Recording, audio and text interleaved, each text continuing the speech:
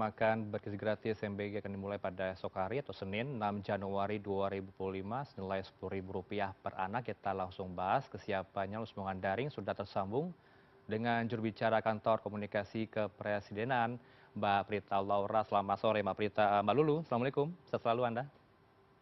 Waalaikumsalam, terima kasih Heranov dan juga para pemirsa CNN. Selamat sore. Ya, sedianya kami juga perlu disclaimer, turut mengundang Mbak Lulu, penanggung jawab penyedia layanan dari MBG, dari TNI AL, tapi belum bisa merespon hingga sore ini.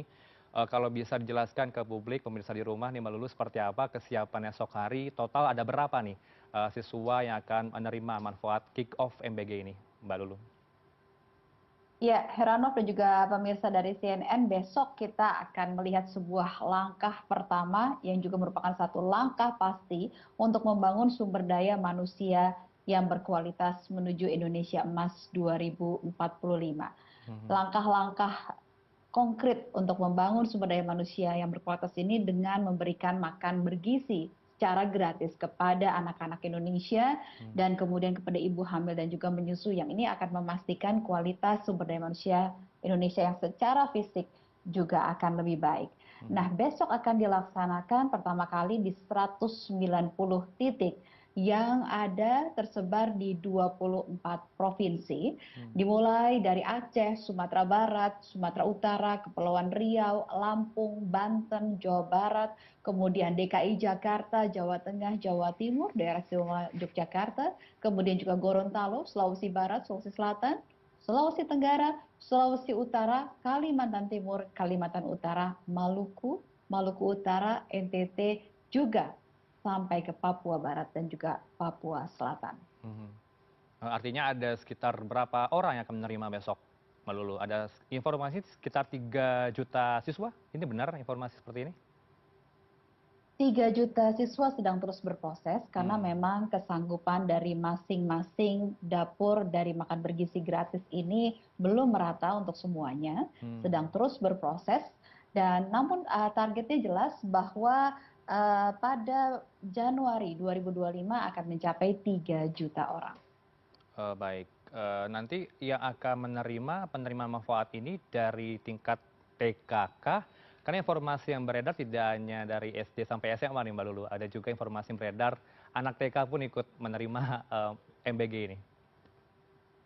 Ya, memang Hmm. targetnya adalah balita, kemudian Hmm. anak TK, di mana di sana juga ada siswa taman kanak-kanak ya, kemudian Hmm. juga siswa SD sampai dengan SMA, ibu hamil dan ibu menyusui. Oke. Tentunya ini akan terus menyasar berbeda begitu ya, Mhm. dari yang ada di sekitar dari dapur makan bergizi gratis tersebut. Hmm. Yang jelas adalah semuanya memiliki standar yang sama, yaitu sesuai dengan usianya masing-masing, standar kecukupan gizi yang layak bagi masing-masing eh, penerima dari makan bergizi gratis ini. Baik, ada sekitar 40 provinsi tadi ya yang Anda sebutkan di lebih 192 sekolah, apa 192 lebih tadi ya dikatakan dari 40 provinsi ini. Mohon maaf, saya koreksi, Hmm? 190 titik yang tersebar di 24 provinsi. 24 provinsi, oke. Kemudian bagaimana Ya. nanti tata kelolanya, penyalurannya Mbak Lulu? Apakah nanti ada vendor yang ditunjuk untuk mengurus MBG ini atau bagaimana?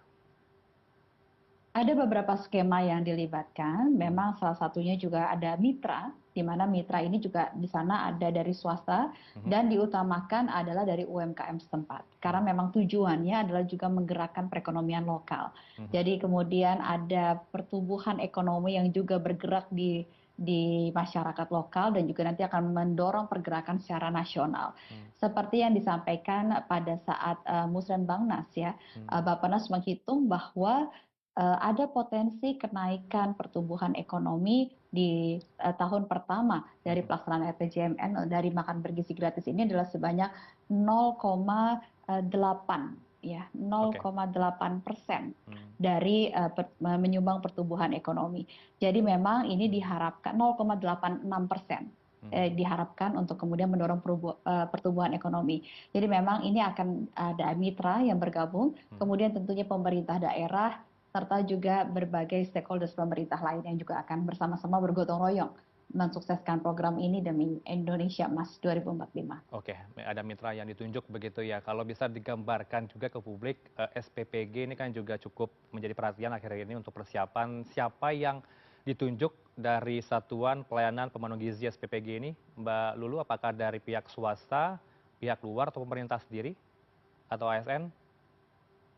Dari SPPG sejauh Mhm, ini memang ini adalah akan menjadi bagian dari Badan Gizi Nasional. mhm, Jadi betul-betul SPPG ini dijaga sebagai perwakilan dari pemerintah yang menjalankan program-program tersebut mhm, dan akan menjadi bagian dari Badan Gizi Nasional. mhm, Dan tentunya SPPG ini disertai dengan berbagai kelengkapan pelatihan untuk mhm. bisa menjalankan fungsinya dengan sebaik-baiknya. Di sana ada kemampuan manajemen, kemudian juga mengelola pengadaan, transparansi, kemudian juga bagaimana mengetahui mengenai gizi. Jadi untuk menjadi SPPG ini sudah ada pelatihan yang diberikan kepada 900 orang sejauh ini yang memang mereka juga kemudian akan membangun dari awal berbagai proses dari eh, pembangunan dapur makan bergizi gratis ini. Dari mulai Oke, kemudian persiapan siapa sajakah target, radius dari lokasi makan bergizi gratis tersebut, yang akan kemudian diberikan sekolahnya seperti apa, targetnya spesifik seperti apa. Jadi CPG ini dia akan benar-benar menjaga prosesnya dari awal sampai dengan akhir yang mhm. tentunya juga dilengkapi dengan berbagai pelatihan ya untuk yang dibutuhkan untuk mengelola dapur tersebut. Yang bertanggung jawab nanti siapa ya yang akan memasok, MBG ini ke daerah yang kita katakan daerah terpencil. Ini bagaimana nanti proses penyalurannya, Mbak Lulu? Apakah SPPG ini dilibatkan untuk memastikan hal ini? Ya, seperti kami sampaikan tadi, Mhm, diutamakan adalah UMKM setempat, oke. lokal, untuk bisa Mmm, mensuplai. Nah, jika kemudian pertama dilihat terlebih dahulu dari mhm, UMKM setempat, siapa yang bisa mensuplai secara kontinu dengan kualitas yang sama ya, mhm. tentunya. Karena ini ada standar kualitas yang juga tentunya sangat dijaga untuk memberikan makanan bergizi tersebut. Jadi dilihat terlebih dahulu siapakah UMKM lokal yang bisa memberikan, itu pilihan pertama. Jadi sedapat mungkin dikurangi dari daerah lain, kecuali jika kemudian daerah tersebut memang tidak memiliki kesanggupan atau belum memiliki kesanggupan. Karena tentunya program ini juga disertai dengan berbagai program dari kementerian lain yang juga membangun kapasitas dari UMKM setempat agar kemudian bisa ikut serta dalam program ini, sehingga tujuannya adalah membangun ekonomi lokal bisa benar-benar tercapai. Jadi ini Oke, program ini bukan hanya sekedar memberi makan yang bergizi bagi mhm, kualitas sumber daya manusia ke depan, namun juga menggerakkan perekonomian lokal serta nasional, serta juga menciptakan lapangan kerja. Ini adalah kesempatan luar biasa, Heranov, mhm, bagi para wanita juga. mhm. Ibu-ibu yang bisa kemudian ikut menyumbang, ikut-ikut bekerja di dalam proses makan bergizi gratis ini dalam dapur-dapur yang ada. Dan Baik. tentunya lagi-lagi ada pelatihan khusus yang akan diberikan untuk memastikan semuanya berkualitas dan ya sesuai dengan keinginan, jangan sampai kemudian ada terjadi makanan yang tidak berkualitas yang kemudian dikonsumsi oleh anak bangsa kita. Baik, menarik jika kita ulas soal itu. Makanan ini harus dipastikan bergizi dan juga harus pastikan bagaimana higienitas begitu ya, higienis dari Ya. hal-hal tidak baik, Mbak Lulu. Tapi sempat dikritik juga oleh Bu Megawati Soekarno Putri, angka Rp10.000 per porsi ini nampaknya sulit untuk menyentuh nilai cukup gizi. Ini bagaimana meresponnya? Apakah di 100 titik lebih ini nilai gizinya bisa ditentukan standarisasi seperti apa, Mbak Lulu? Dan keamanan seperti apa nantinya? Tergantung daerahnya Hmm, memang Heranov, oke. tergantung daerahnya. Jadi kalau untuk daerah yang sudah beberapa kali saya lihat ya di Mhm, daerah Jawa sendiri ini untuk 10.000 sudah sangat mencukupi. oke, Karena apa? Karena memang harga kebutuhan dengan infrastruktur yang tersedia mudah untuk mencapai angka tersebut. mmm, Dan saya juga sudah melihat sendiri menunya itu angka kebutuhan gizinya terpenuhi dengan angka 10.000 dan sebenarnya juga dengan angka 10.000 ini masih ada margin yang bisa menjadikan sebuah keuntungan bagi mitra yang ikut bergabung di dalam program makan bergizi ini. oke, Namun untuk beberapa daerah tertentu, mmm, tentunya ini akan lebih dari itu harganya. mmm, Semuanya bervariasi dari dari kondisi lapangan masing-masing. Jadi beginilah Indonesia. Oke. Namun 10.000 adalah angka yang memang paling rendah Hmm. yang ternyata memang kita melihat bisa dipenuhi. Jadi masyarakat juga mohon jangan disamakan angka 10.000 dengan masyarakat membeli di warteg begitu ya. Oke. Membeli secara satuan dengan membeli secara partai besar tentunya sangat berbeda harganya. Karena ada harga keekonomian khusus yang berhasil dicapai dengan makan dengan pembelian secara partai besar. Ya, jadi ini tidak bisa disamakan dengan uji coba yang dilakukan oleh masyarakat. Misalnya pergi ke warteg, kemudian uang 10.000 dapat apa? Ini berbeda. Baik. Semoga bisa dipahami juga. Oke. Iya. Ya, untuk memahami hal itu mungkin bisa digambarkan juga melulu. Nanti konsepnya seperti apa? Tadi Anda katakan benar bahwa nanti akan ditunjuk UMKM setempat untuk mengatur hal ini, untuk makanan bergizi gratis ini. Nanti apakah sistemnya catering yang akan ditentukan di satu tempat yang sudah diseleksi pemenang tendernya, atau bagaimana nanti agar keselamatan dari keracunan ini bisa dihindari, Mbak Lulu? Karena kalau kita berbicara soal hajatan, ada saja kasus keracunan makanan gitu. Kalau untuk makan bersama atau massal. Betul sekali, kita harus sangat jaga itu. Saya sepakat sekali juga, kami juga semua sepakat di sini bahwa hal itu bagian dari standar yang harus dijaga. Oke. Jadi nanti akan ada ahli gizi, kemudian yang terus melakukan inspeksi dari dapur yang ada dan juga pemasok yang ada. Yang paling penting perlu dijaga adalah prinsip-prinsip good governance-nya.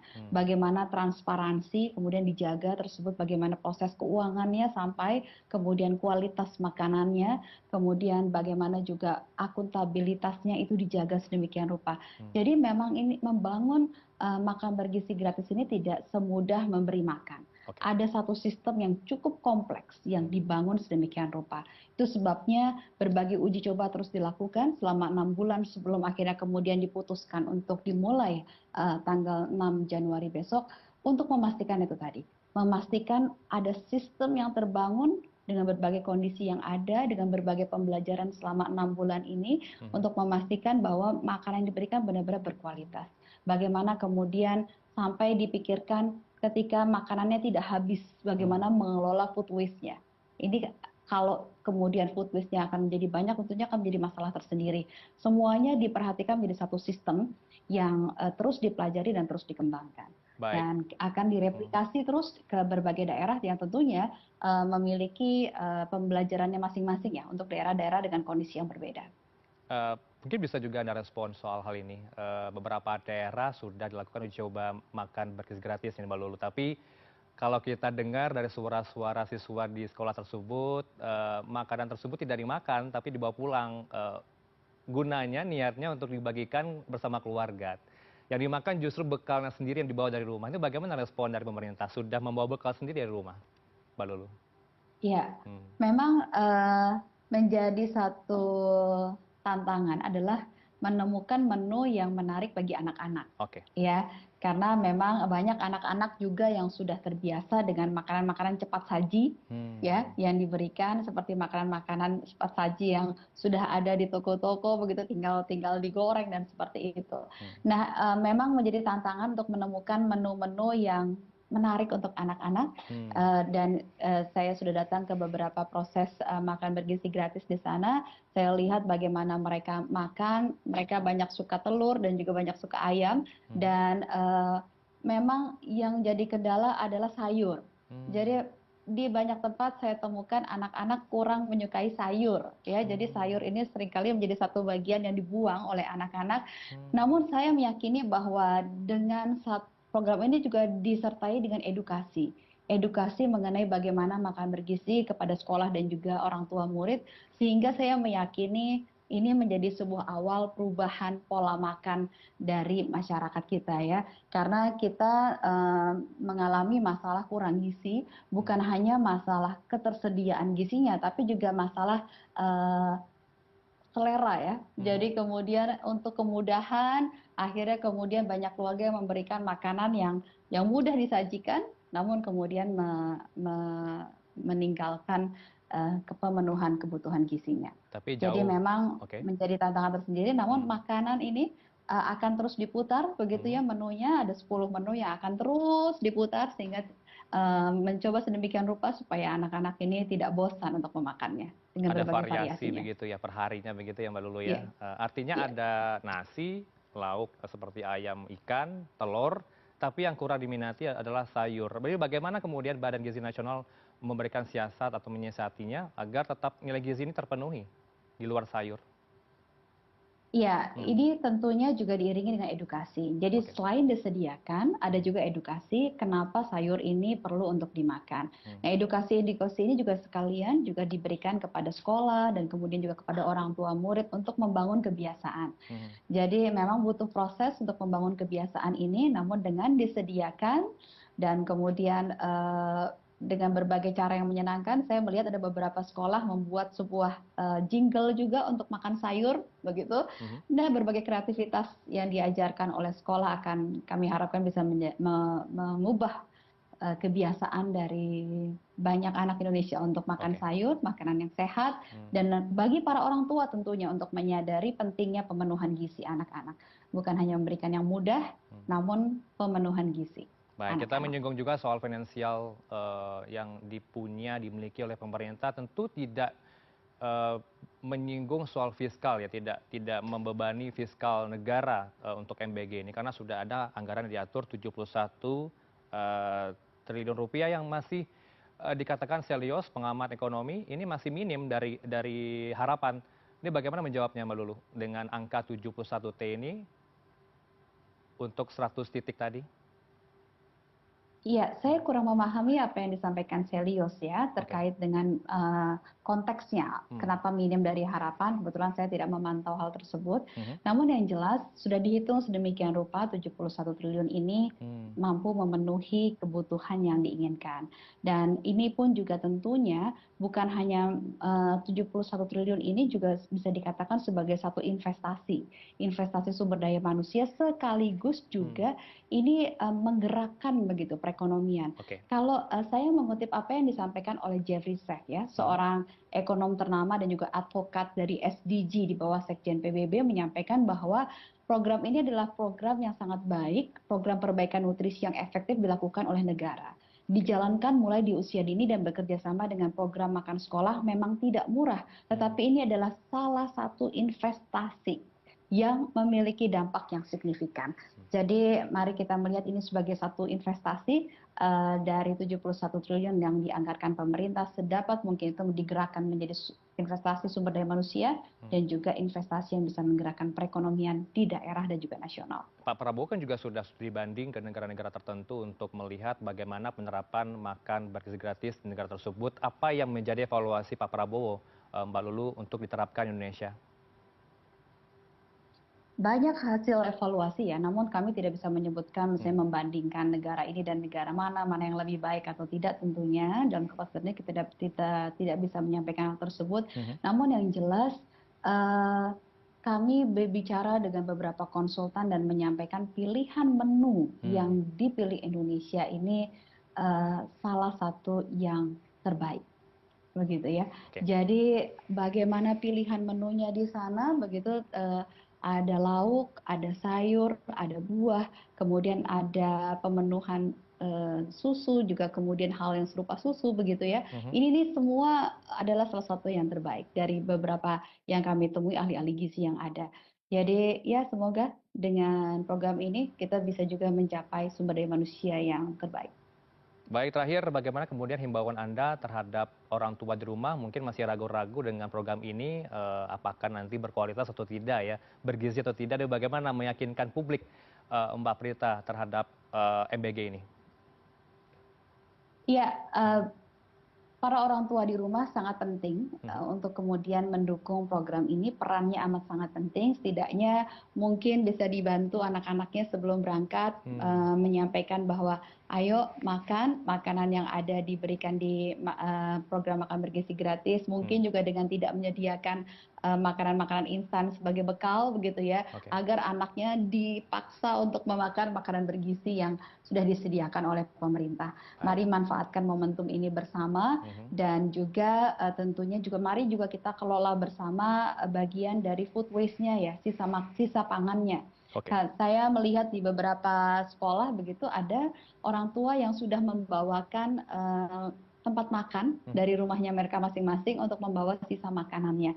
Ini satu praktek yang sangat baik untuk kemudian kita bisa mengurangi food waste ya, sisa sampah makanan untuk kemudian dimakan lagi atau kemudian bisa diolah di rumah menjadi bagian dari kompos. Baik, semoga pemirsa di rumah bisa bijak dan juga mendengarkan apa yang disampaikan, mengerti begitu ya, paham dengan apa yang sudah dianggarkan. Diharapkan memang program makan gratis akan berlanjut, continuity begitu ya Mbak Lulu ya, dan menjadi program dari Prabowo Gibran yang terbaik untuk kedepannya. Terima kasih untuk waktu Anda bersama kami di Newsroom, Mbak Prita Laura, Mbak Lulu, juru bicara kantor komunikasi kepresidenan dan juga sedia kami mengundang dari pihak SPPG tapi tidak berkenan hadir dan juga tidak merespon. Terima kasih, selamat sore. Assalamualaikum, Mbak Lulu.